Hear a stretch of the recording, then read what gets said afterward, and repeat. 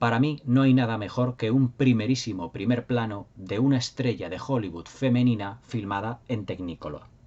Estas no son palabras mías, son palabras de Alfred Hitchcock al filmar a una de sus mujeres rubias en una de sus películas precisamente en Technicolor. Hola, buenas noches a todos, bienvenidos de nuevo a este pequeño rincón del cinéfilo y muchísimas gracias por escucharme. Esta noche os tengo preparado un especial sobre historia del cine y sobre uno de los procesos de color más importantes de todos los tiempos. Yo diría, junto con los historiadores de cine, que es el mejor proceso de color que ha tenido la historia del cine y que a día de hoy continúa prácticamente insuperable. Ni siquiera las herramientas informáticas de gradación de color ha conseguido tener en lo que es la fotografía unos encuadres o realizar unos encuadres pictóricos llenos de profundidad de campo y con una variedad cromática tan sumamente perfecta como el sistema del Technicolor.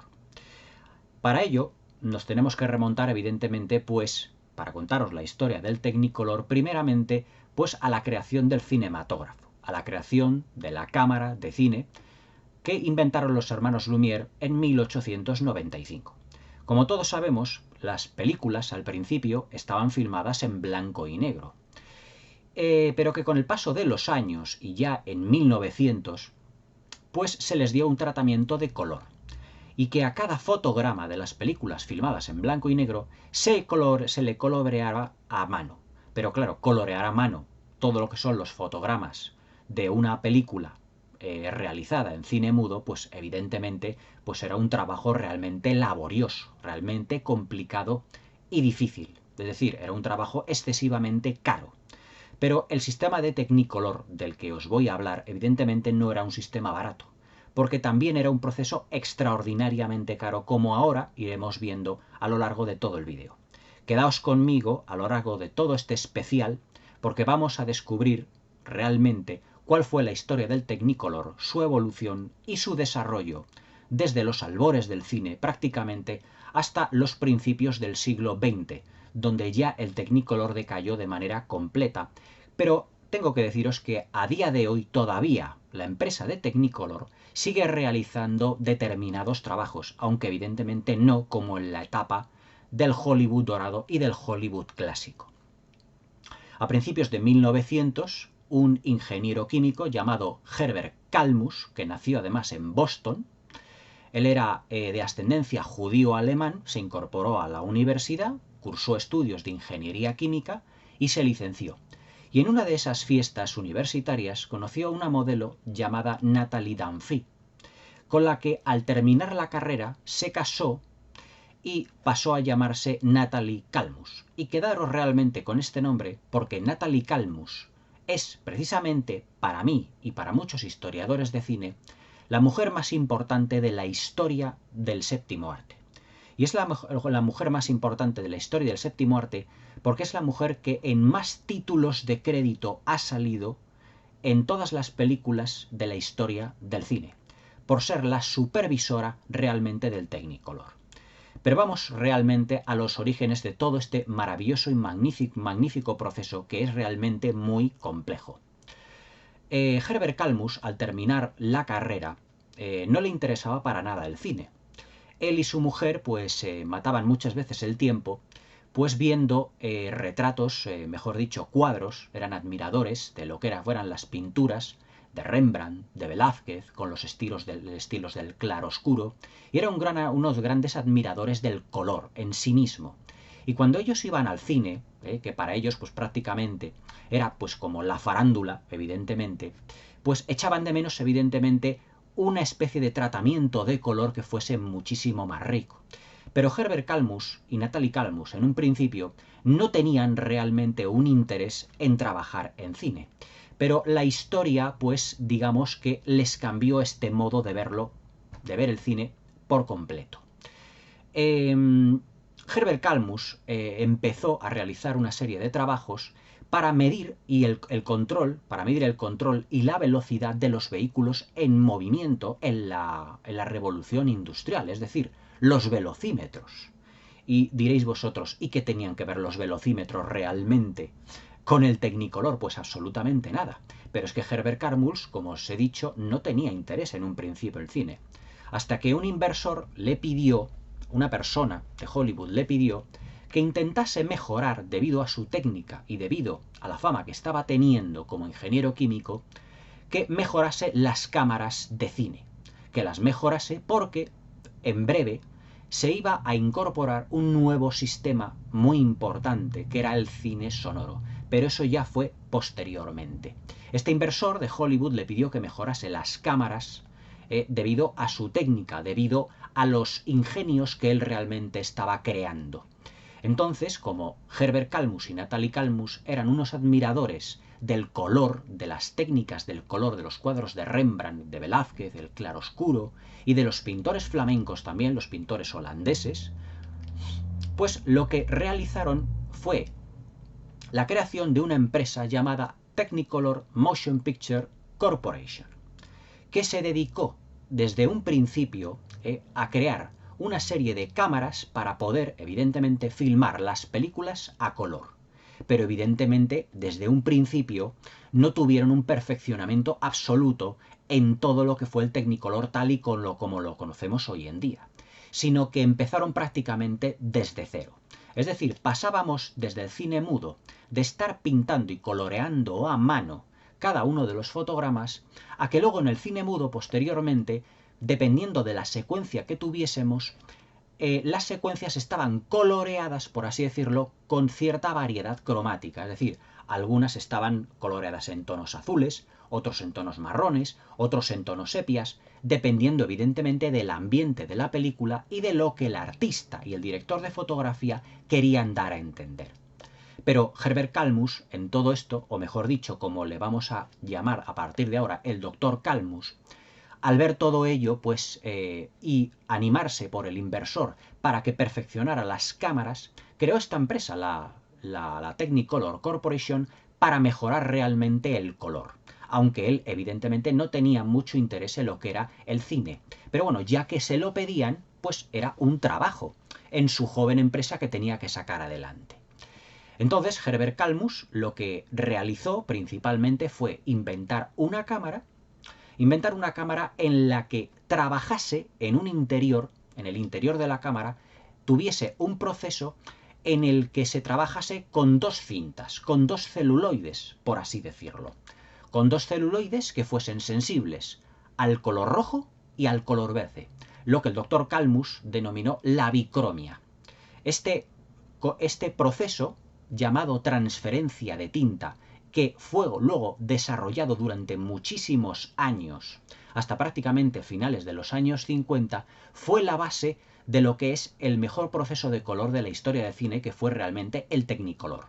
Es decir, que este proceso de color llevó el nombre de la compañía que Herbert Kalmus había fundado junto a su mujer y una serie de accionistas. Pero evidentemente, para el desarrollo de esta tecnología necesitaba, como cualquier empresa, inversión, es decir, dinero. Y entonces el Dr. Kalmus llamó a una persona llamada George Eastman, que seguramente no os sonará mucho el nombre. Pero si yo os digo que George Eastman era el director y presidente de una empresa muy importante llamada Kodak, seguro que el nombre de Kodak ya os suena. El nombre de lo que eran las cintas, los celuloides y los carretes que poníamos en las cámaras de fotos en los años 80 y en los años 90. Por lo menos en la época que yo he conocido, que he sido niño, adolescente y joven, evidentemente. Es decir, fue una empresa fundada por el hombre denominado George Eastman. Pidió a este señor que también le financiara en ciertos procesos para crear la cámara del Technicolor, debido al proceso de transferencia de tinta que él había creado. ¿Y por qué se llamaba transferencia de tinta? Pues muy fácil. En estas cámaras que había proyectado el Dr. Kalmus, en el interior ya os digo que se proyectaban, mejor dicho, dos celuloides. Uno sensible a la luz roja y otro sensible a luz verde. Y luego se limpiaban físicamente los dos negativos en una especie, como diría yo, de líquido especial, que lo que hacía era graduar la saturación del color, el cromatismo y el sombreado y la luz. Todo ello unido posteriormente en una sola cinta, en un solo celuloide, que sería el que se proyectara en los cines. Pero todo este proceso, llamado transferencia de tinta, era un proceso extraordinariamente caro. Y además que requería unas cantidades de luces en los decorados absolutamente brutales, bestiales, muy grandes. Y claro, evidentemente, pues al tratarse de un proceso muy caro, pues ya no solo George Eastman, sino otros inversores le dieron la espalda. Porque evidentemente el cine mudo todavía estaba, por así decirlo, coloreando lo que eran los fotogramas a mano, que era un proceso también bastante complicado, pero el blanco y negro tenía un peso muy específico dentro de lo que era, digamos, el mundo del cine. A todo esto, evidentemente el doctor Kalmus, para poder realizar todo este proceso y para poder mejorar las cámaras como le habían pedido las cámaras de cine, una gran estrella del cine mudo se fijó en este proceso. Esa gran estrella del cine mudo fue nada más y nada menos que Douglas Fairbanks. Douglas Fairbanks fue, por así decirlo, el Errol Flynn de los años 20 o el Harrison Ford de la actualidad, evidentemente. Es decir, era la estrella de Hollywood que más películas de aventuras protagonizaba. De aventuras, de acción, hizo El ladrón de Bagdad de Raoul Walsh, hizo una versión de Los Tres Mosqueteros, hizo una versión de Robin de los Bosques, la de Errol Flynn del 38 no fue la primera. Y cuando oyó decir de que sus películas, o mejor dicho, las películas podían filmarse en un sistema nuevo de color, invirtió en la empresa de la Technicolor Corporation del Dr. Kalmus nada más y nada menos que $1 millón. $1 millón que el Dr. Kalmus empleó en perfeccionar toda esta técnica. Y con toda esta técnica, Douglas Fairbanks, que ya tenía un gran poder en Hollywood, Douglas Fairbanks había fundado, junto a Charles Chaplin, Mary Pickford y el propio Douglas Fairbanks, una productora llamada la United Artists, que con el tiempo pasaría a formar parte de la Metro-Goldwyn-Mayer. El Dr. Kalmus evidentemente necesitaba muchísima financiación para poder realizar y construir muchas cámaras para la filmación en Technicolor. Y entonces Douglas Fairbanks fue el que aportó ese $1 millón, con una condición, de que una de sus películas fuera filmada en este nuevo sistema de Technicolor, por muy caro que produjese, porque él había invertido una gran cantidad de dinero. La empresa estaba dirigida, la Technicolor Corporation, por Herbert Kalmus, pero la supervisión en lo que era el trabajo del Technicolor, lo que era la transferencia de tinta y todo lo que era el montaje final de la fotografía, lo supervisaba Natalie Kalmus. Natalie Kalmus es la persona que más créditos o en las películas de Hollywood es la mujer que más aparece, o mejor dicho, es la persona que más aparece en los títulos de crédito de las películas de todos los tiempos. Es decir, no hay otra persona que haya aparecido más veces en los títulos de crédito en la historia del cine más que Natalie Kalmus, ya que se realizaron cientos y cientos de películas en Technicolor. De ahí la importancia de Natalie Kalmus. En 1920, por desgracia, pues el matrimonio Kalmus no fue muy bien, y ellos dos se divorciaron.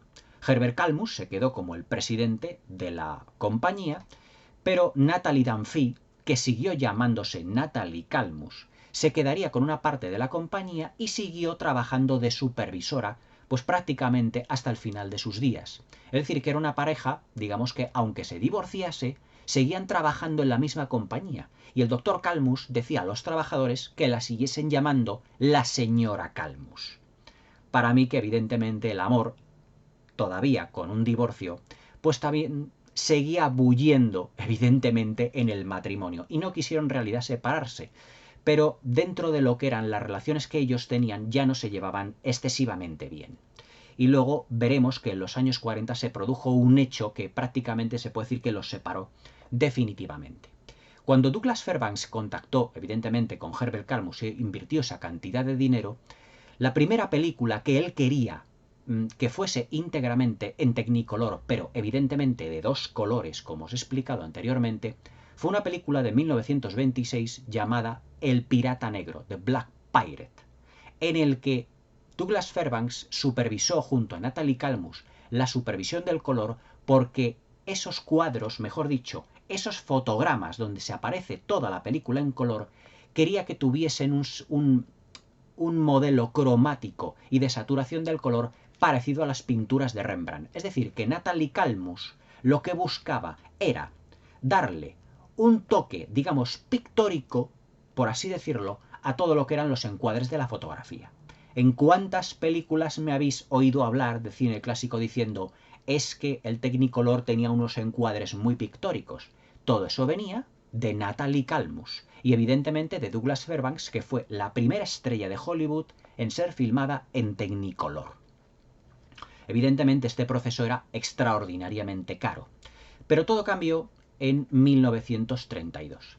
En 1932 se puede decir que el doctor Calmus fue perfeccionando esa transferencia de tinta, es decir, ese proceso, e inventó una cámara en donde dentro se realizaba el proceso de transferencia de tinta, pero ya no de 2 colores, sino de 3. Es decir, esa cámara era capaz de procesar 3 cintas, 3 celuloides, una sensible a la luz roja, otra sensible a la luz verde y otra sensible a la luz azul.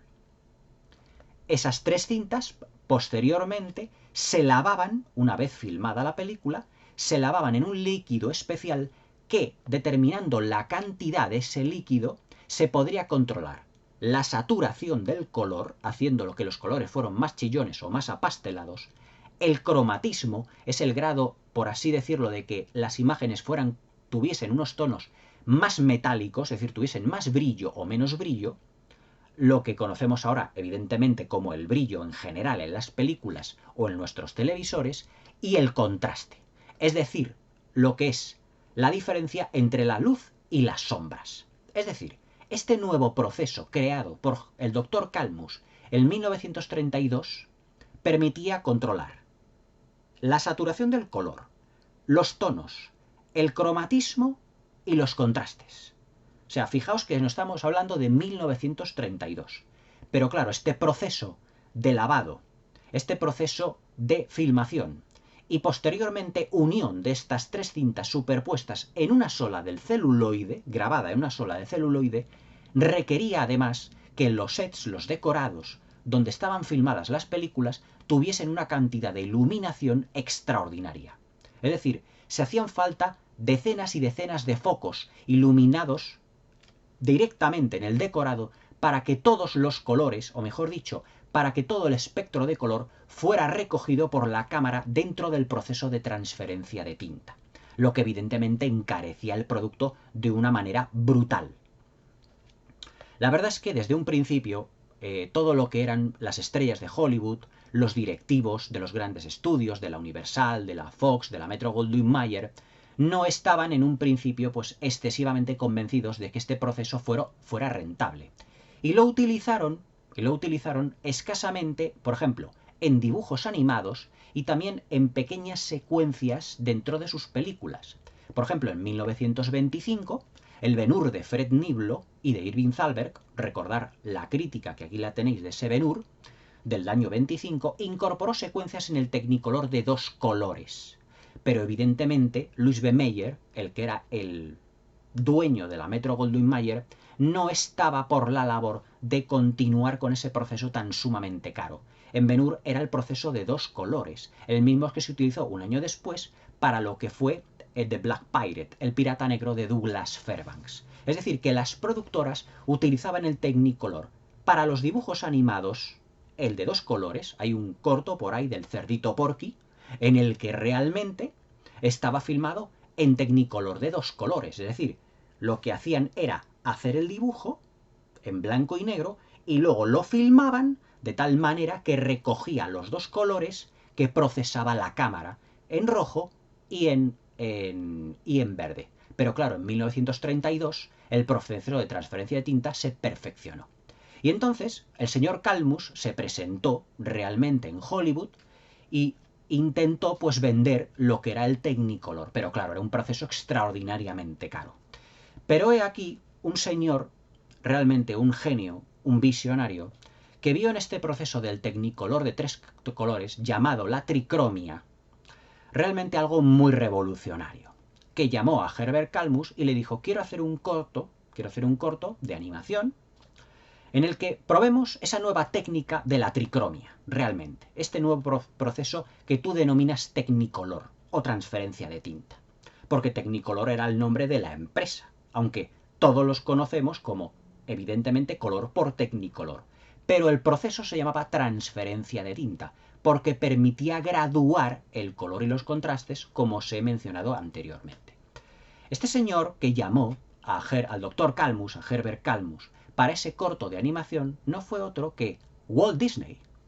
Walt Disney, cuando dijo a Herbert Calmus que se acercase a los estudios de la Disney para realizar un corto de animación llamado Flowers and Trees, Flores y Árboles, quedó tan entusiasmado con la tricromia, con la transferencia de tinta, es decir, con el Technicolor, que inmediatamente la Disney, Walt Disney en persona, desechó todas las películas que había filmado en blanco y negro.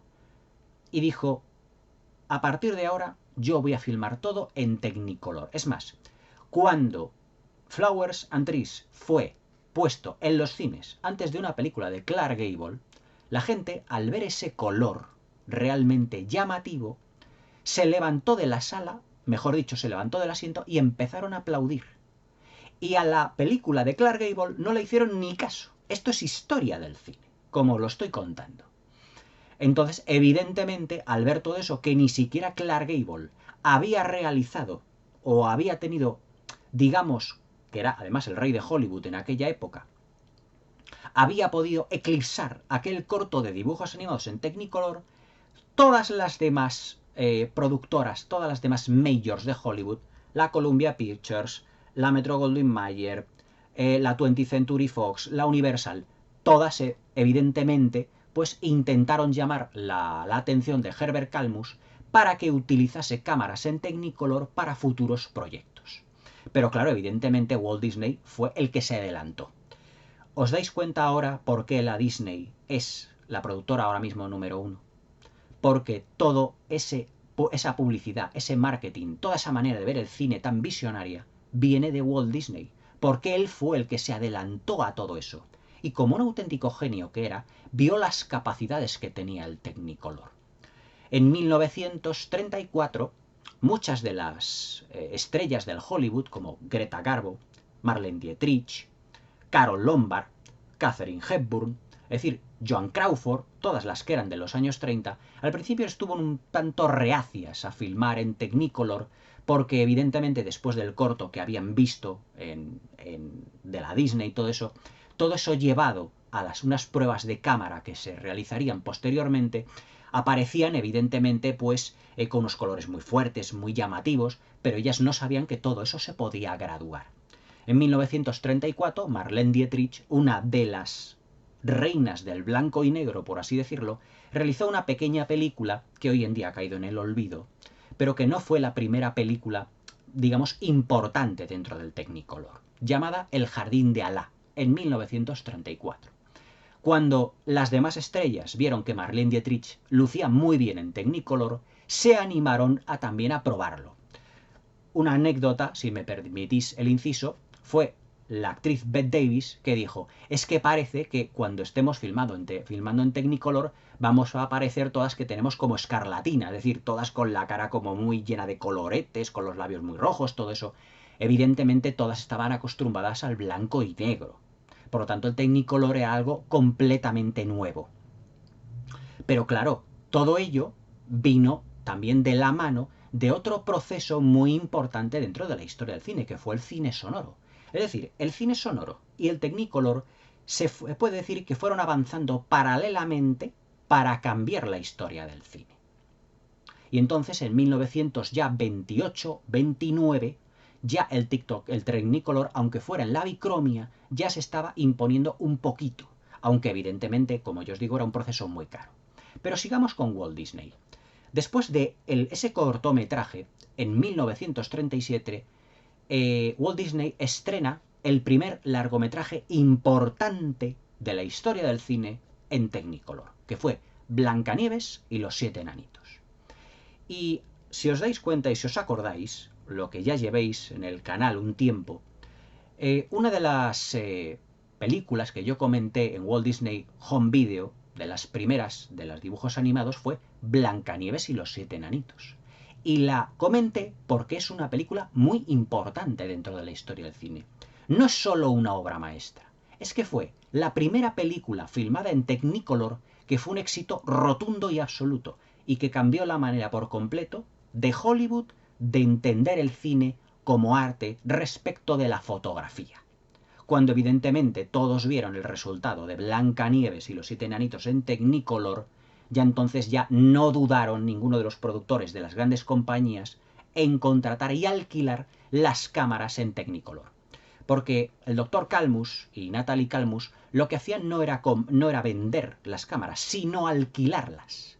Pero claro, tuvieron que fabricar muchísimas para poder alquilar muchas, para poder realizar muchísimas películas en Technicolor.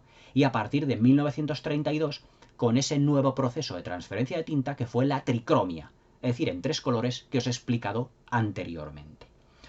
Un año después, la Metro-Goldwyn-Mayer realizaría, junto con Errol Flynn y con Olivia de Havilland, pues una de las grandes obras maestras del Technicolor, que fue Robin de los Bosques con Errol Flynn y con Olivia de Havilland, que también tenéis aquí comentadas en el canal. A pesar de todo eso, en 1938 se filmaron prácticamente otras 30 producciones en Technicolor, pero claro, con colores muy fuertes, otros con colores menos saturados, porque los directores de fotografía aprendieron del Dr. Kalmus a poder realizar lo que es la fotografía con los encuadres pictóricos parecidos como si fueran auténticos cuadros, dependiendo de la velocidad a la que pasaran las cintas dentro de la cámara de Technicolor y luego la gradación o la graduación, mejor dicho, de ese color en lo que era el proceso de entintado, por así decirlo, de los celuloides de las 3 cintas que se impresionaban dentro de esos líquidos especiales y que luego se superponían en una sola. Todo ese proceso era además, como yo os digo, muy caro, pero claro, la diferencia que había entre el blanco y negro y el Technicolor fue realmente increíble. Pero aún así había muchas estrellas de Hollywood que todavía no tenían cierto reparo a la hora de trabajar en Technicolor. Y es aquí cuando realmente entra pues en escena uno de los grandes productores independientes, pero que estuvo muy ligado durante mucho tiempo a la Metro-Goldwyn-Mayer, que fue David O. Selznick, el productor de Lo que el viento se llevó y El mago de Oz. Para Lo que el viento se llevó y para El mago de Oz, todos sabemos que estuvieron filmadas por Victor Fleming, aunque Lo que el viento se llevó tuvo diferentes directores, como ya os comenté en la crítica de Lo que el viento se llevó, que la tenéis también en el canal. Pero lo que hizo David O. Selznick dentro de la Metro-Goldwyn-Mayer, conociendo y convenciendo a Louis B. Mayer de que el Technicolor tenía muchas posibilidades, fue filmar un pase de modelos llamado The Women a principios de 1939. Un pase de modelos que primero lo filmó en blanco y negro y luego lo filmó en color. Y vieron las estrellas de Hollywood la diferencia que había entre el blanco y negro y el color. Y entonces ya no dudaron realmente, tanto por la experiencia que había tenido Marlene Dietrich como por ese documental. En una de las fiestas de Hollywood, organizadas por Clark Gable y por su mujer Carole Lombard, estuvieron también Errol Flynn, su mujer, y Cary Grant. Y contrataron a 3 chicas, 3 cantantes de vodevil para animar, digamos, la fiesta. Una de ellas fue Judy Garland. Y la verdad es que ella tenía, pues, una presencia en pantalla bastante poderosa, por así decirlo. Pero esto fue anterior a 1939. Y Clark Gable le dijo a Louis B. Mayer, pues la verdad es que me he llevado muy buena impresión de la cantante central de ese trío de hermanas que eran, y la verdad es que para esa película que tú estás pensando llamada El mago de Oz, hazla una prueba de cámara. La prueba de cámara fue en blanco y negro, pero debido a la voz que tenía Judy Garland fue contratada. Pero claro, Louis B. Mayer, aprovechando el Technicolor, lo que hizo fue filmar El mago de Oz, primeramente en color sepia, las secuencias de Kansas, y luego el resto de Oz en Technicolor. esta fue otra película importantísima respecto a la historia del cine, que también la tenéis comentada en el canal. Porque la puesta en escena estaba toda en función del Technicolor, con unos colores saturadísimos, realmente con un nivel de cromatismo impresionante y con unas luces y unas sombras realmente alucinantes para la época. El Mago de Oz, como musical de la Metro-Goldwyn-Mayer, fue un éxito sin precedentes. Pero David O. Selznick realmente y Louis B. Mayer tenían otro proyecto en la cabeza mucho más ambicioso para ese mismo año, que fue Lo que el viento se llevó. Lo que ocurre es que al ser un drama de época, no querían que además tuviese un color realmente tan saturado, debido a que el rodaje del Mago de Oz con cámaras Technicolor había sido un auténtico infierno. Un auténtico infierno porque dedicaron muchísimas cantidades de luces y de focos, es decir, focos de luz, para el rodaje en Technicolor. Muchos de los protagonistas, de los que hacían de enanitos, sufrieron quemaduras en la piel, y a Judy Garland tuvieron que darle un maquillaje especial también para que no sufriera quemaduras, porque se tiraban muchas horas en los decorados a temperaturas que estaban entre 35 y 40 grados, con unas cámaras gigantescas y con todo el proceso de transferencia de tinta dentro de las cámaras de Technicolor, es decir, filmando en el Technicolor. Por eso fue una producción muy cara. Evidentemente el resultado fue espectacular, pero para tratarse de una película de época, Lo que el viento se llevó se filmó también en Technicolor, pero rebajando lo que era la saturación del color hasta hacerlo más apastelado, porque como os he contado antes, con el Technicolor se podía jugar con la saturación del color, con el cromatismo, con los contrastes y con los tonos más o menos metálicos, con los brillos. Por lo tanto, si os dais cuenta, si veis primero El Mago de Oz y luego Lo que el viento se llevó, veréis la diferencia de color, es decir, de saturación del color, aunque estaban filmadas con el mismo proceso de transferencia de color, de tinta, es decir, en Technicolor. Pero evidentemente de una manera distinta. Era la riqueza que tenía el Technicolor, que podías graduar el color, digamos, como el director de fotografía y el director quisiera realmente. Ya entrados los años 40, la verdad es que toda la supervisión de ese Technicolor lo empezó a hacer Natalie Kalmus. Lo que pasa es que Natalie Kalmus no era una artista, era una empresaria. Y la verdad es que dentro de Hollywood, pues fueron famosos en su día, pues todas las... ¿Cómo os lo diría yo? Todos los jaleos y todos los líos que tuvo Natalie Kalmus con los directores de fotografía, con los productores. ¿Por qué? Porque ella era una empresaria y quería realizar una saturación del color determinada y el director de fotografía de otra manera. Porque claro, el punto de vista de un empresario no es el punto de vista de un artista como pueda ser un director de fotografía que busca evidentemente el encuadre más preciso, que busca el colorido más perfecto, que busca la profundidad de campo más exacta, exactamente.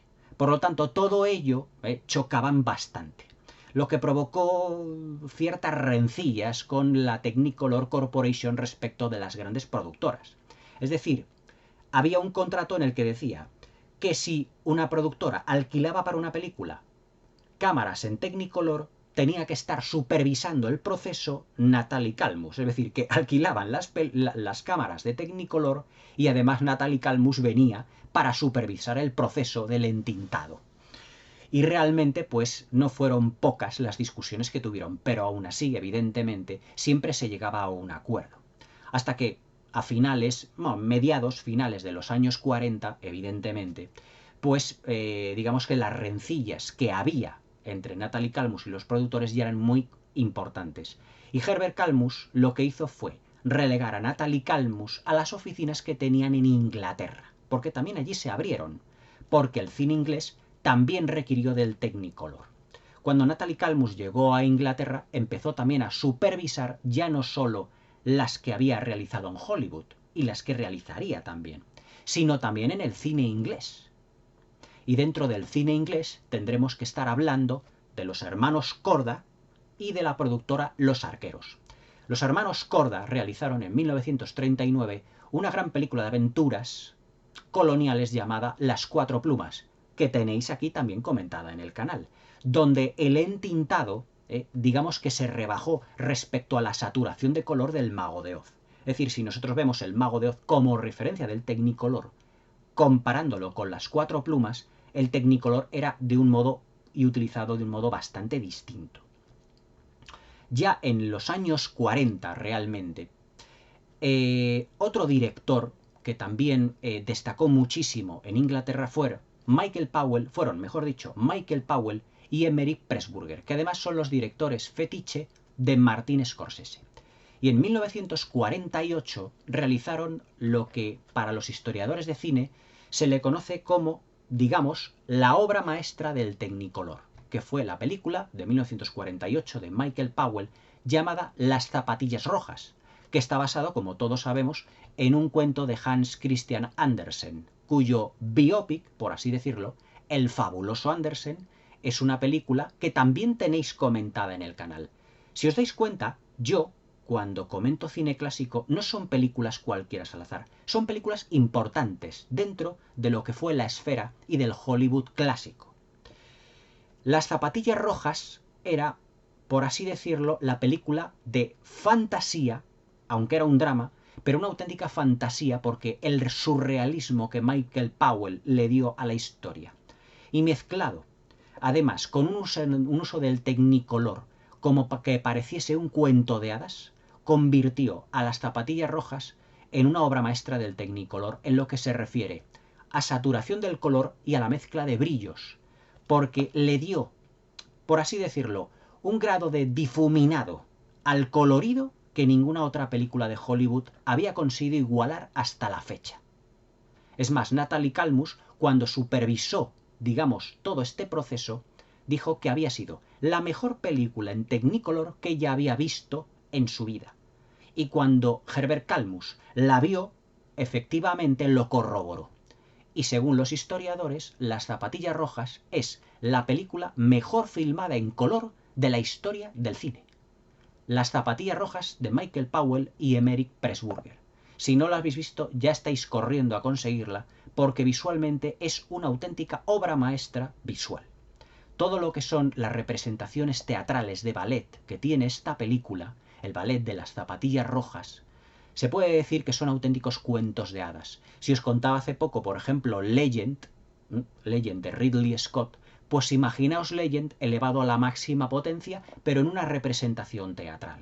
Es decir, los personajes se perdían dentro de lo que se suponía que era el decorado limitado de un teatro, pero todo para representar un cuento, donde la luz, las sombras, los contrastes y los colores que inundaban la pantalla lo convertían en un auténtico cuento. Evidentemente, un cuento salido de la mente de Hans Christian Andersen. Las zapatillas rojas es uno de los títulos más importantes de la historia del cine. Y la película que se supone, vamos, que es en realidad la obra maestra del Technicolor. Pero dejemos un rato a Inglaterra y volvamos a Hollywood. Durante los años 40 surgieron muchísimos directores que explotaron el Technicolor de una manera sobresaliente.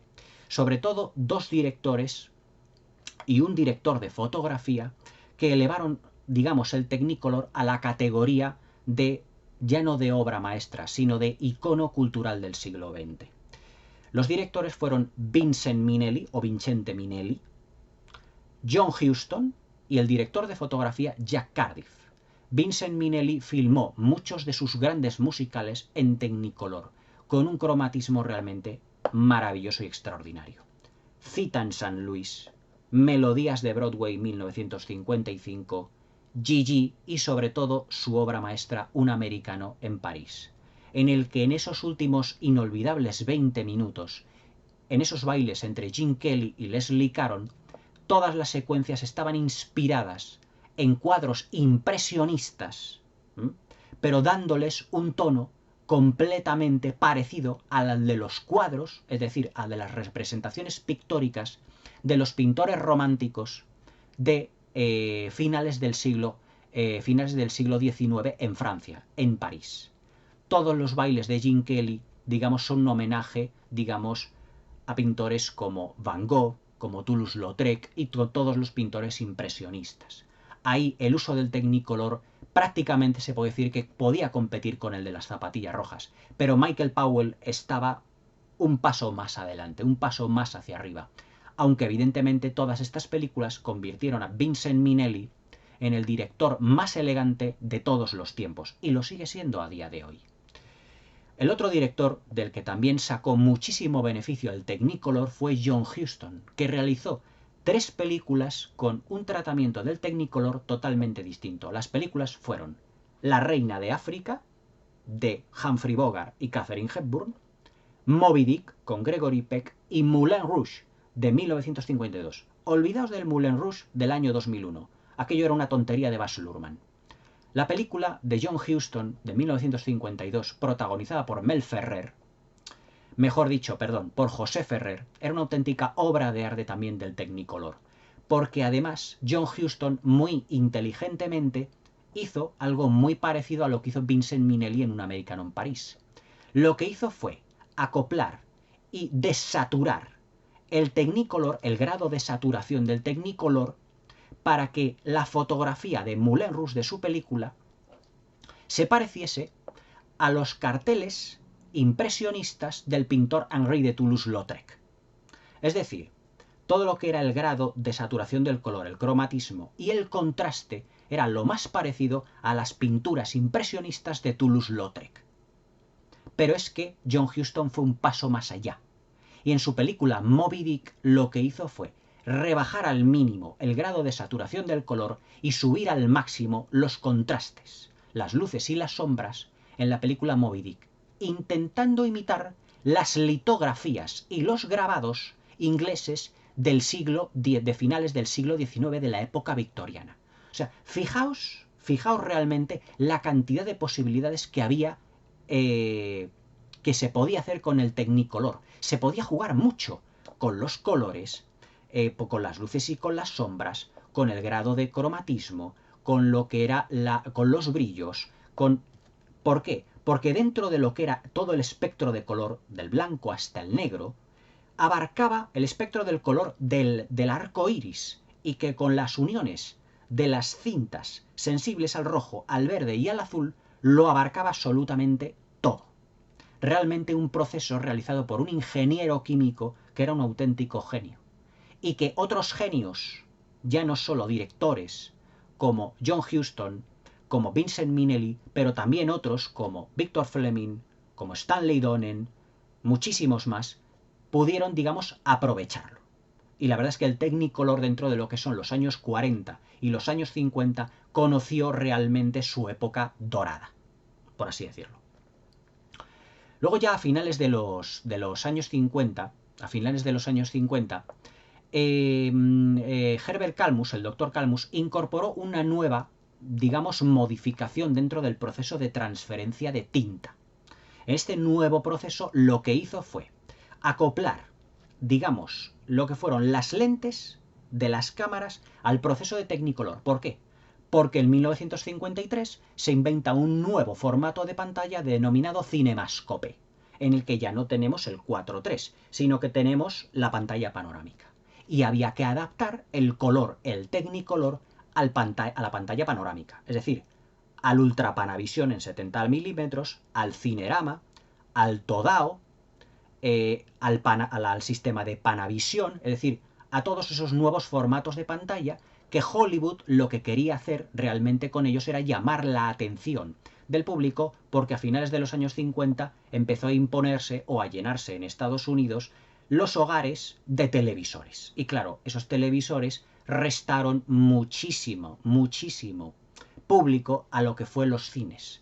Y tuvieron que gastarse las productoras cantidades indecentes de dinero para poder producir películas como Quo Vadis, Los 10 Mandamientos, Ben-Hur, Cleopatra, El Imperio Romano, y claro, evidentemente, Herbert Kalmus, el doctor Kalmus, tuvo que perfeccionar el proceso de transferencia de tinta, es decir, el proceso del Technicolor. La verdad es que fueron muchísimas las estrellas, sobre todo femeninas, que brillaron en Technicolor de una manera realmente extraordinaria. Sobre todo, lo que fueron llamadas las reinas del Technicolor. Maureen O'Hara era la más fotogénica de todas ellas. Pero también estaban Vivien Leigh, que costó muchísimo encontrarla para Lo que el viento se llevó, porque según David O. Selznick tenía que ser una actriz que filmada en Technicolor fuera realmente fotogénica y guapísima, como estaba Vivien Leigh en Lo que el viento se llevó.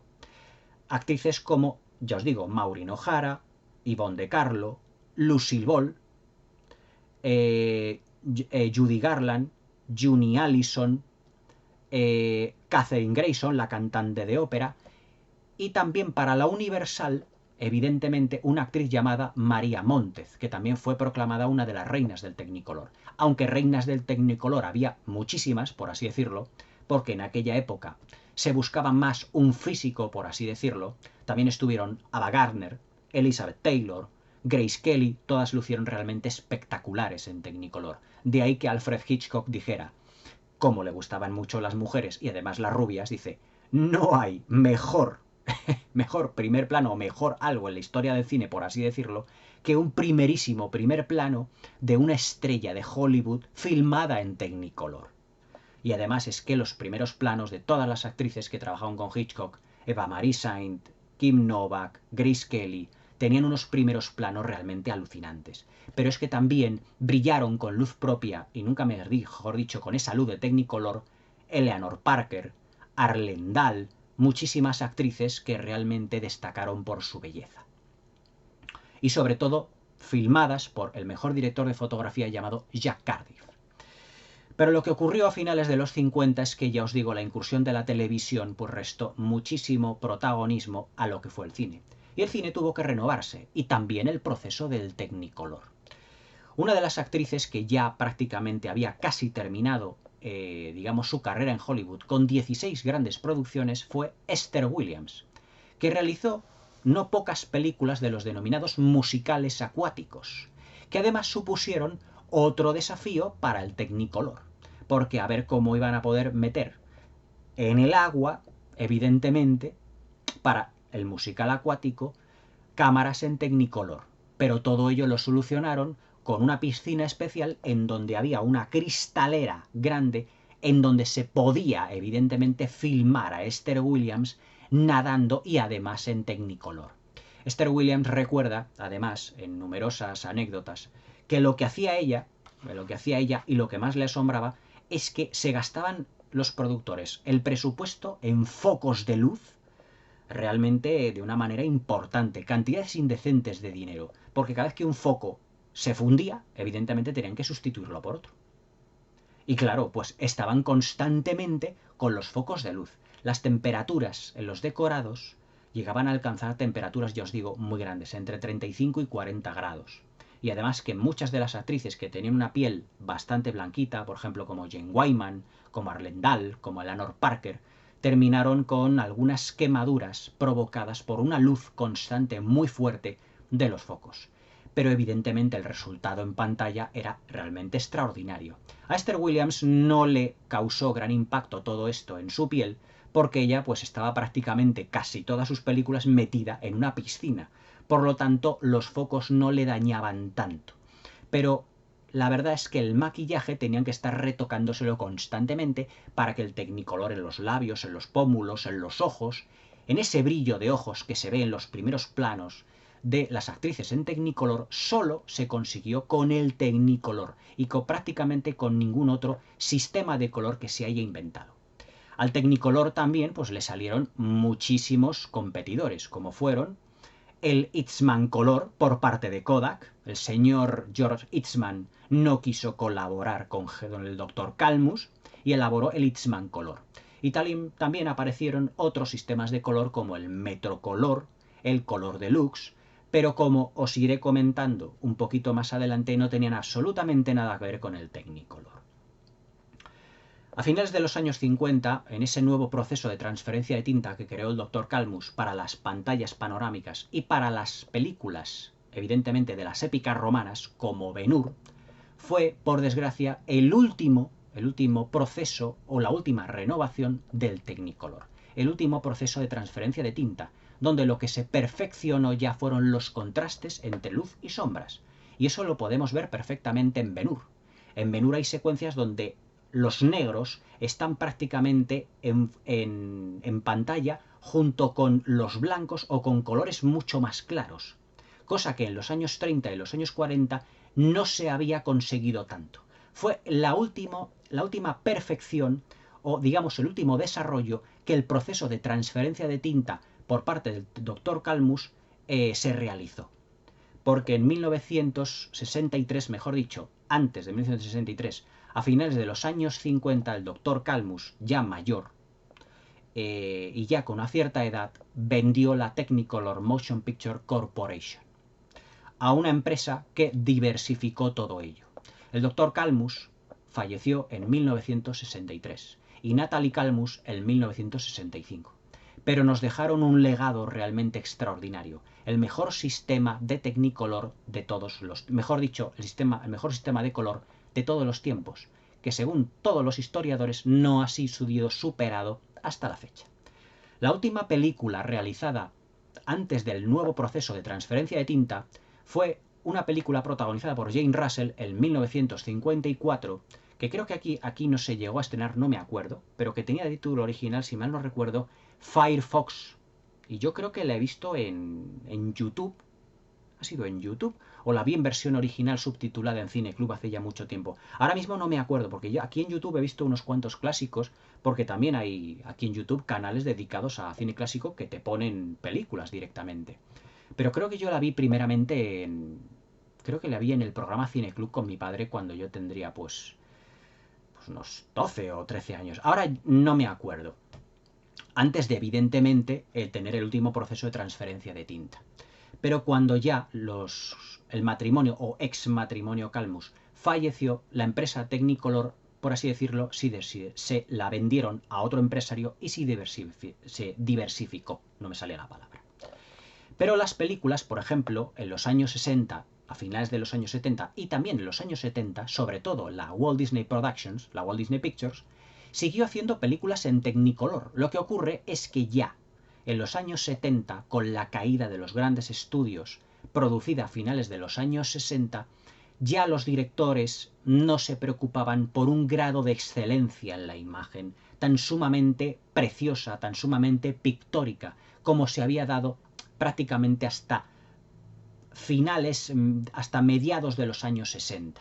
La película que prácticamente puso fin a la época dorada de Hollywood fue La caída del Imperio Romano de Anthony Mann de 1964, en el que se recaudó 28, mejor dicho, que costó 28 millones de dólares, pero que fue un fracaso estrepitoso. Igual que Cleopatra, que costó 44 millones de dólares de la época, y que le costó mucho recuperar la inversión y que fue filmada también en Technicolor. Ambas en Technicolor. Pero claro, en esa competencia que tenían los grandes estudios, evidentemente, pues al gastarse tantas cantidades de dinero y tantas épicas romanas y películas bíblicas, por así decirlo, pues terminan por acabar, digamos, con el sistema de los grandes estudios. Prácticamente se puede decir que los arruinaron. Y se puede decir que el Star System decayó, y con ello el Technicolor, que había sido el sistema de color tan sumamente utilizado y perfeccionado hasta el finales de los 50. Durante los años 70 ya os digo que la Disney y otras productoras siguieron filmando en Technicolor, pero ya era un Technicolor más convencional. Ya los directores de fotografía, los productores, ya no se encargaban luego de tratar, digamos, el Technicolor de una manera más pictórica. Todo eso ya había sido una época pasada, sobre todo con el director de fotografía Jack Cardiff, que fue el director de fotografía de La Reina de África, de Las Zapatillas Rojas y de muchas grandes películas como por ejemplo Guerra y Paz. Si podéis ver o tenéis la oportunidad de ver Las Zapatillas Rojas, La Reina de África y Guerra y Paz, os diré que cada fotograma está estudiadísimo en lo que a color se refiere. Y que además, dependiendo de la secuencia, el grado de saturación y de cromatismo era muy distinto. Porque así se podía graduar en el Technicolor, en el proceso de transferencia de tinta que realizaban aquellas cámaras. Pero lo importante era el proceso, no la cámara. La cámara era la envoltura, evidentemente. Es decir, es como un coche. Lo importante de un coche es el motor, lo que hay dentro, no la carcasa, evidentemente, no la carrocería. Pues en la cámara igual. La cámara era lo de menos. La cámara era donde estaba dentro el proceso de transferencia de tinta que lo transformaba en lo que conocemos como Technicolor, pero Technicolor era el nombre de la compañía. Pero claro, no se llamó proceso de transferencia de tinta, eso era un nombre técnico. Todo el mundo lo llamó Technicolor. Ya dentro de los años 80, el director Martin Scorsese recuperó muchísimas películas en Technicolor para pasarlas además a formato VHS. Porque Martin Scorsese fue uno de los grandes pioneros en recuperar películas de cine clásico, sobre todo aquellas dirigidas por Michael Powell y por Emery Pressburger, que eran sus directores fetiche, aquellos que fueron supervisados en Inglaterra por Natalie Calmus. ¿Cuáles fueron las sorpresas de muchos productores al pasar las cintas a VHS cuando vieron que las cintas originales filmadas en Metrocolor, Eastman Color y Color Deluxe se habían decolorado prácticamente, habían perdido el color? Pero las cintas grabadas, mejor dicho, las películas grabadas en Technicolor no habían perdido ni un ápice prácticamente del colorido original. Es decir, el sistema de Technicolor era un sistema tan perfeccionado y, digamos, por así decirlo, tan caro, la calidad se paga, por así decirlo, que las cintas de Technicolor no se habían decolorado. Es decir, era un proceso tan sumamente perfecto, tan sumamente complejo, que las cintas se conservaban, digamos, en un 90% intactas. Lo que provocó que, evidentemente, muchas de las películas en VHS, al pasarlas a VHS, a cinta VHS, conservaran mucho del Technicolor. Y evidentemente llegamos a los años 90 con el proceso de paso de VHS a DVD. Pero es que en el DVD también la empresa Technicolor tuvo algo que decir. Es decir, ya no se filmaba en Technicolor, ya no se alquilaban las cámaras en Technicolor, pero la empresa Technicolor por sí misma ayudó al pasar el VHS a DVD. Hay muchas películas que en VHS, en Technicolor, se habían un tanto distorsionado, que no decolorado. Es decir, lo que era la definición se había perdido, pero lo que era el colorido, por así decirlo, no se había perdido. Y la Technicolor Corporation ayudó a los DVDs, mejor dicho, evidentemente a las productoras, a pasarla a DVD, a llenarlas de más definición, a controlar, evidentemente, el colorido del Technicolor y darle esos colores originales. Por eso el DVD se ve mucho mejor en colorido que el VHS. Porque la Technicolor Corporation se encargó muchísimas veces de la remasterización de todas estas películas. Es más, cuando en 1997 George Lucas se propuso inaugurar, mejor dicho, reestrenar su trilogía de la Guerra de las Galaxias, recurrió ya no solo a los efectos digitales nuevos, sino a la Technicolor Corporation para poder definir mejor lo que eran, evidentemente, el proceso de limpiado de su cinta. Es decir, la Guerra de las Galaxias, como tal, la del 77, la trilogía original, no estaba rodada en Technicolor. Pero, ¿por qué cuando nosotros la vemos ahora en Blu-ray tiene un colorido y una definición especial? Porque hubo una empresa detrás llamada Technicolor Corporation que ayudó a George Lucas a limpiar físicamente los negativos. Yo me acuerdo que había un documental cuando se estrenó la nueva trilogía llamada Edición Especial, con nuevos efectos especiales, en la que George Lucas dijo: lo primero de todo es limpiar físicamente el negativo en una emulsión y un líquido especial. Ese líquido especial eran los líquidos que se utilizaban en las técnicas de la transferencia de tinta para controlar el color. De ahí que las nuevas cintas de la Guerra de las Galaxias pudiesen verse con mayor definición y con mayor colorido. Es decir, la empresa Technicolor ya no se encargaba, por así decirlo, de filmar las películas en Technicolor, pero sí de perfeccionar aquellas que se habían deteriorado con el tiempo. Y en 1998, un director llamado Warren Beatty, que todavía está vivo, afortunadamente, además es una de las últimas estrellas del Hollywood clásico, de las poquísimas, escasísimas que ya nos quedan, en 1998 se puso en contacto con la Technicolor Corporation y dijo que él quería rodar su próxima película como director, una sátira política llamada Bulworth, con cámaras de Technicolor. Evidentemente no con la cámara de los años 50, ni con la de los años 60, ni con la de los años 70, pero con una cámara actual en el que el procedimiento que hubiese dentro fuese el proceso de transferencia de tinta para que esa película tuviese la apariencia de Technicolor. Es decir, rodar nuevamente una película en Technicolor desde los años 70. La última película en la que se utilizó el proceso de Technicolor, pero que ya no se el colorido ya no era tan fuerte, ni tan saturado, ni tan bien realizado, fue El Padrino 2, El Padrino parte 2, de 1974. Pero evidentemente Francis Ford Coppola no se encargó, como artista que fue, de darle los tonos saturados, evidentemente, de las películas de antaño del Hollywood clásico, sino que prefirió un Technicolor, digamos, más realista. Y esa foto con esos colores tan realistas se deben al Technicolor.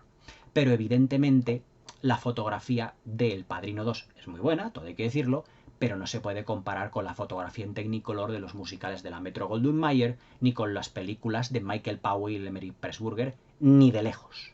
Puede ser a lo mejor película, pero en lo que se refiere a calidad de la imagen, la fotografía, el color, no tiene comparación. Y Bulworth, de Warren Beatty, fue filmada en Technicolor en 1998. Y el resultado fue una película muy colorista, con una gran saturación de color y con unos juegos de luces y de sombras que solo el Technicolor era capaz de dar. En 1999, un director de fotografía joven, además de ascendencia judeo-alemana, llamado John Schwartzman, acabó sus estudios de cinematografía y la verdad es que él estaba entusiasmado con las técnicas del Technicolor y con la recuperación de cierto colorido para las películas, porque todo hay que decirlo, durante los años 80, durante parte también de los años 90, las películas eran bastante monocromáticas. Es decir, la textura, en lo que se refiere al Technicolor, el tratamiento del color de las películas, se había cambiado muchísimo. Es decir, nosotros nos ponemos una película de los años 80, por ejemplo, ¿qué os diría yo? Los cazafantasmas, o Armas de Mujer, o Rainman, o La Misión, y tienen un color bonito. Pero es que nos ponemos una película de los años 40 en Technicolor y no hay color, por así decirlo, porque los encuadres eran mucho más pictóricos y además la profundidad de campo, la definición y la gama de colores que te daba el Technicolor no lo aportaba evidentemente ningún proceso en color realizado hasta la fecha. Pero ¿qué es lo que ocurría? Que esos procesos de color en los años 80 y 90 eran más baratos. Por eso Technicolor, es decir, la empresa, ya no se filmaba. Pero aquí que John Schwartzman un día recibió una llamada telefónica de un productor que yo diría que no es que a lo mejor en calidad estuviese a la altura realmente de los grandes productores del Hollywood de antaño.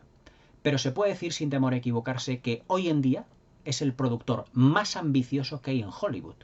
Y ese no es otro que Jerry Bruckheimer, el productor de películas, sin ir más lejos, como las 5 películas de Piratas del Caribe. Y le dijo a John Schwartzman que contaba con él y con Michael Bay para realizar una película llamada Pearl Harbor, en el que se utilizarían cámaras con el proceso de la transferencia de tinta que Herbert Kalmus había perfeccionado a finales de los años 50. John Schwartzman, Michael Bay y Jerry Bruckheimer filmaron Pearl Harbor en Technicolor. Es decir, Pearl Harbor tiene el honor de ser la última película en la historia del cine en ser filmada en Technicolor con la última técnica que Herbert Kalmus de transferencia de tinta había creado él y que no se había utilizado. El proceso de Technicolor que se utilizó para Pearl Harbor fue realmente también bastante complicado y no hay más que ver la película en los tonos, sobre todo en los rojos, en los azules, en los verdes, en la saturación del color, en el cromatismo, en el brillo y en los contrastes para darse cuenta de que esa película está filmada en Technicolor, pero evidentemente con cámaras del año 2000 o 2001 cuando se filmase. Pero lo importante no era la cámara en sí, sino el proceso que había dentro de ella. Y ese proceso era el proceso de transferencia de tinta, tal y como el señor Dr. Kalmus lo había dejado a finales de los años 50 y que evidentemente cuando murió y cuando vendió la Technicolor Corporation, ningún empresario siguió el trabajo de evolución. Lo que pasa es que, claro, la cinta que se utilizó para Pearl Harbor evidentemente era una cinta mucho más avanzada y reflejaba el color de una manera mucho más intensa. Pero también, evidentemente, al tratarse el del Technicolor y de la transferencia de tinta, Jerry Bruckheimer, Michael Bay y John Schwartzman pudieron jugar con una gama de colores, de saturación, de brillo y de contrastes que no se realizaba desde hacía décadas y que también lo había realizado Warren Beatty en Bulworth 3 años antes, en 1998. Es decir, Se puede decir que Kate Beckinsale, la protagonista de Pearl Harbor, tiene también el honor de ser la última actriz de Hollywood en ser filmada en Technicolor. Es decir, puede ponerse perfectamente al lado de estrellas de Hollywood de la talla de Maureen O'Hara, Eleanor Parker, Arlendal, Elizabeth Taylor, en lo que a Technicolor se refiere. No me estoy refiriendo a calidad interpretativa, sino que fue la última gran estrella en Hollywood rodada en Technicolor. Y Pearl Harbor tiene unos primeros planos de Kate Beckinsale que son una auténtica maravilla. ¿Por qué? Porque están filmados en Technicolor.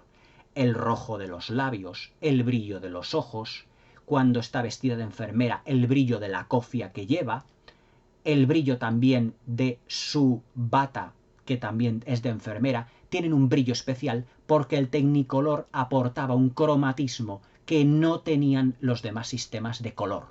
Ese brillo, por ejemplo, de las pupilas, el contraste que tenía entre los fondos y evidentemente la silueta que ella tiene, evidentemente eso es solo fruto del Technicolor. Es decir, Michael Bay fue el último director que filmó en Technicolor. Y además, Pearl Harbor, respecto al Technicolor, respecto a lo que a Technicolor se refiere, fue la película que cambió la estética de las películas de Michael Bay, porque hasta entonces La Roca, Dos policías rebeldes y Armagedón habían tenido, digamos, un tratamiento de color distinto. Pero ahí, cuando llegó el Technicolor, la estética de las películas de Michael Bay cambió por completo. La siguiente fue La Isla, Dos policías rebeldes 2, las películas de Transformers, ya tienen un color distinto a las primeras, porque la experiencia le dio a Michael Bay la oportunidad de trabajar con una gama de color y de cromatismo totalmente distintas a la que se hacía o la que se hace actualmente en Hollywood. Es decir, Kate Beckinsale tiene el gran honor de ser la última estrella filmada en Technicolor. Evidentemente, ya no como reina del Technicolor, porque ya no se filman en películas en Technicolor. Es más, en el año 2003, el proceso de transferencia de tinta en cualquier tipo de cámara, la Technicolor Corporation lo anuló. Y entonces ya la Technicolor Corporation solo se dedica actualmente a pasar ya películas a alta definición y a 4K, ayudando en ese proceso para la definición del color. Es decir, ya no se filman películas en Technicolor. La última fue Pearl Harbor. La primera fue El Jardín de Alá con Marlene Dietrich. Pero es que desde Marlene Dietrich del Jardín de Alá de 1934 hasta Kate Beckinsale en Pearl Harbor en 2001 pasaron prácticamente 70 años, o casi 70 años, en el que la empresa Technicolor Corporation fue dando altibajos, pero que nos dio absolutamente obras de arte pictóricas de la talla de Las zapatillas rojas, Un americano en París, Guerra y paz, Cantando bajo la lluvia, El mago de Oz, Lo que el viento se llevó, Cleopatra, Ben-Hur y la última, Pearl Harbor, que visualmente es una auténtica gozada. Todo hay que decirlo. Pearl Harbor tiene una profundidad de campo, tiene unos brillos en lo que son los automóviles, en lo que es el vestuario, en lo que es la definición de los personajes, sus rostros. Todo ello es debido al Technicolor, al proceso de transferencia de tinta que el Dr. Kalmus perfeccionó a final de los años 50. Pero de todo esto, y sobre todo de la película Pearl Harbor y del Technicolor un poquito, y su influencia, hablaremos en breve. Quedaos con que el Technicolor fue el mejor, y sigue siendo el mejor proceso de color de la historia del cine. Cintas que grabadas en Technicolor no se decoloraban, pero que eran muy caras debido a todo el proceso que conllevaba, a toda la iluminación, a las cintas que requerían y evidentemente a los líquidos especiales que se utilizaban. Pero todo ello capaz de darnos un espectáculo visual absolutamente deslumbrante. Hoy en día, evidentemente, por ejemplo, la trilogía del Señor de los Anillos tiene muy buen color, como otras muchas películas, pero es que hay un proceso computerizado que se llama gradación de color, que es un programa que digitalmente te altera el color. Es decir, ni los decorados ni el color ya forman parte del cine de manera artística. Por eso yo os digo que muchas veces Hollywood está prácticamente acabado, porque las películas las hace una computadora. Eso para mí, pues, la computadora está muy bien para efectos especiales, evidentemente, pero no para el abuso de efectos especiales y también para intentarnos engañar con luces que no existen, colores y tonalidades que tampoco existían en el momento de filmarse, ni muchísimo menos. Pero evidentemente las películas, cuando estaban filmadas con decorados reales y filmadas en Technicolor, tenían una calidad visual que evidentemente el cine de hoy no tiene ni de lejos. Por eso para mí Hollywood prácticamente digamos que está en coma. El Technicolor fue el mejor proceso de color de la historia del cine, nunca igualado y nunca superado. Una lástima que hoy no haya productores o no haya ingenieros que puedan seguir con el trabajo del Dr. Cálmus. ¿Os imagináis, por ejemplo, bellezas del Hollywood de hoy como Charlize Theron, sin ir más lejos, filmada en Technicolor? Eso tendría que ser un espectáculo impresionante. Pero claro, ya está completamente en desuso. Porque ya ni las actrices expresan su belleza y su femineidad en la pantalla, evidentemente por los motivos que todos conocemos. Eso ya, digamos que quedó no para el olvido, sino quedó para otros tiempos, evidentemente mucho mejores para el cine. Pero ya os digo, Kate Beckinsale tiene, mejor dicho, el honor de ser la última actriz filmada en Technicolor, con la última incorporación del Dr. Cálmus que hizo a finales de los años 50. Y que Michael Bay y que un productor muy inteligente llamado Jerry Bruckheimer sacaron precisamente jugo a esa técnica de color. Y además, si recordáis Pearl Harbor, está ambientada en los años 40, es decir, en la época dorada del Technicolor. ¿Coincidencia? ¿Casualidad? No. Casualidad no, causalidad. Espero que os haya gustado el vídeo de esta historia del cine a través del color y del mejor sistema de color de todos los tiempos, el Technicolor, o como lo solían llamar los grandes directores, el glorioso Technicolor. Espero que os haya gustado el vídeo de historia del cine, este especial dedicado a un sistema de color realmente único e inolvidable que fue el Technicolor. Espero que paséis una feliz velada y hasta pronto.